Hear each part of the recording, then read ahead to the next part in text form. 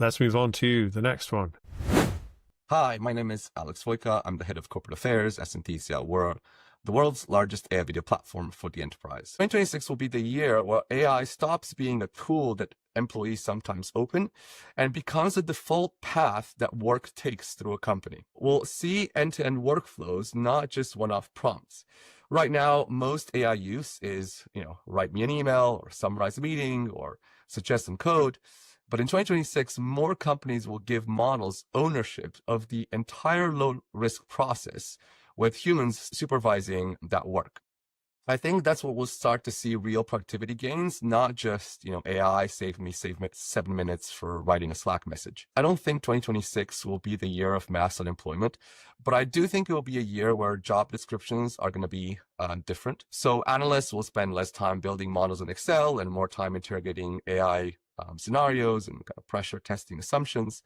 Sales and support reps will spend less time typing and more time handling nuance, negotiations, and edge cases. So the people who win will be the ones who learn to manage workflows and systems, not just tasks. I think one other thing that will happen is small and medium-sized businesses will get enterprise-grade leverage for free. So big companies so far have been the only ones running pilots and hiring aggressively in AI. Small businesses have been mostly stuck with generic tools. As the app layer matures, a small team using off-the-shelf AI native tools will be able to do things that recently required a whole department. And we'll also start to see real differentiation between AI native and AI lagging companies. You'll see companies that generally rebuild workflows around AI, and they will ship faster, respond to customers faster, and run maybe with smaller teams. And then you have companies that just put a chatbot on top of an old process and then wonder why nothing has changed. I think the thing that we've learned through this episode is actually just how good people are at autocue and how much scripting has improved and how much more comfortable people are in front of a camera. I feel like had we done this 2 years ago, and particularly if we'd done this pre-COVID, the level of comfort in front of a camera would be so much different. I think with this, I mean, he's right. So I think that's the first thing. But it's to the extent to which he is right, I don't think I'm that sure on. So you probably know more about that than I do. Yeah, so I mean, Alex, obviously, and really grateful for him providing his prediction. I think he was battling a sinus infection. So thanks very much, Alex. Works at Synthesia. Obviously, they are very much at the forefront of developing these AI voice and vision models so they can effectively do AI avatars of people that are really high fidelity. You've probably seen them either on a TV show or in a newspaper or on a website in some way. They've been very good in terms of interacting with the press on this.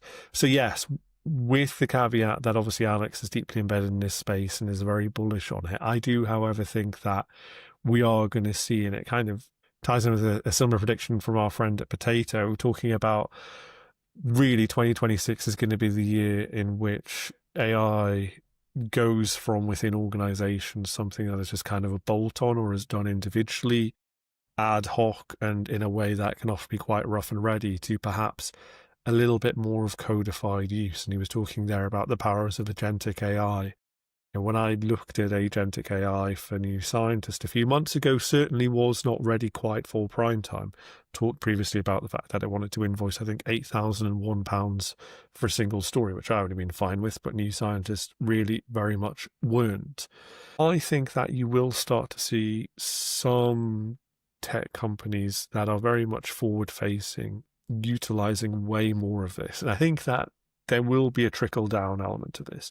Maybe not as much as Alex says, because I think there is always this barrier to use where people are either suspicious or they think that it's not worth their time, or they are worried, and he acknowledged this in the talk, about the impact that it might have on employment.